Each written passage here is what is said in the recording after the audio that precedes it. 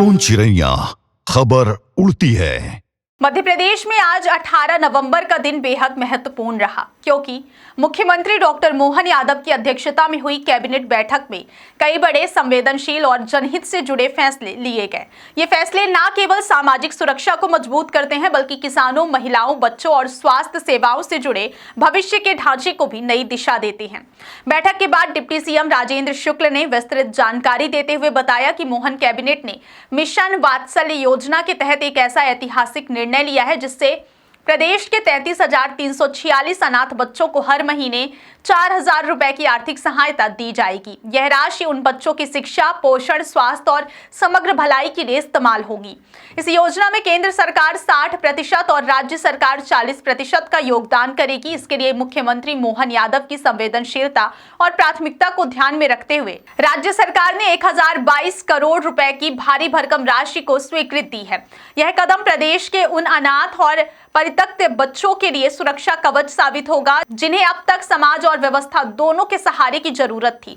बैठक में किसानों को लेकर भी एक बेहद बड़ा और दूरगामी फैसला लिया गया। डिप्टी सीएम राजेंद्र शुक्ल ने बताया कि कैबिनेट ने ऊर्जा विभाग और वित्त विभाग के प्रस्ताव पर मुहर लगाते हुए अस्थायी बिजली कनेक्शन वाले किसानों को उनके मोटर की क्षमता के अनुसार सोलर पंप देने का निर्णय किया है। यानी अब वह किसान जो सालों से अस्थायी कनेक्शन के कारण परेशान थे, उन्हें तकनीक आधारित खर्च बचाने वाले और पर्यावरण हितैषी सोलर पंप मिलेंगे।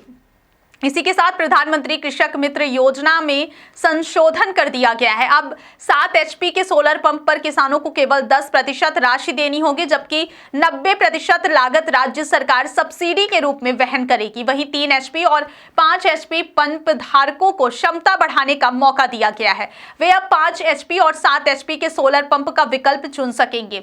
इसकी सबसे बड़ी खासियत यह है कि राज्य में 20 लाख से अधिक स्थायी बिजली कनेक्शन है और अब बड़ी संख्या में किसान परंपरागत बिजली के खर्च से मुक्त हो सकेंगे। इससे किसानों की उपज लागत घटेगी, डीजल पर निर्भरता कम होगी और सिंचाई व्यवस्था अधिक स्थिर और सस्ती बनेगी।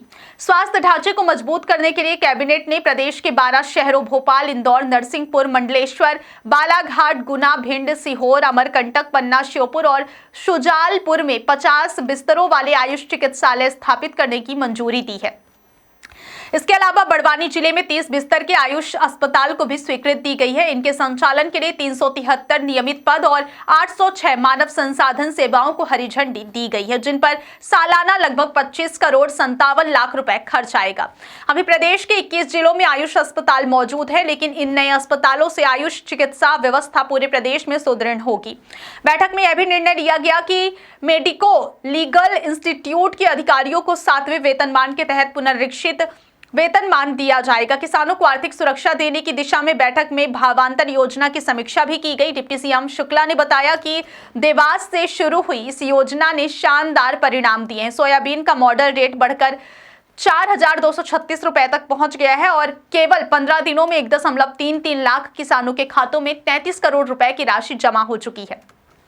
प्रदेश की 220 से अधिक मंडियों में खरीद सुचारू रूप से जारी है। यह न केवल किसानों की आय को बढ़ाने में सफल रहा है, बल्कि MSP और मंडी व्यवस्था को भी मजबूत कर रहा है। महिलाओं के सशक्तिकरण के लिए चल रही लाडली बहना योजना को लेकर भी महत्वपूर्ण घोषणा की गई।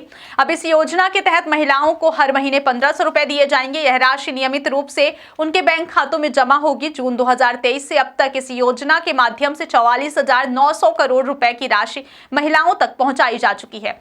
मुख्यमंत्री मोहन यादव ने इस अवसर पर यह भी स्पष्ट किया कि आर्थिक सहायता के साथ साथ रोजगार आधारित योजनाओं को भी तेजी से लागू किया जाएगा, ताकि महिलाओं को सिर्फ मदद ही नहीं बल्कि आत्मनिर्भरता के अवसर भी मिले। बैठक में सिंहस्थ 2028 की तैयारियों की समीक्षा की गई और विभागों को तय समय सीमा में सभी निर्माण व्यवस्थाएं और सुधार कार्य पूरा करने के निर्देश दिए गए।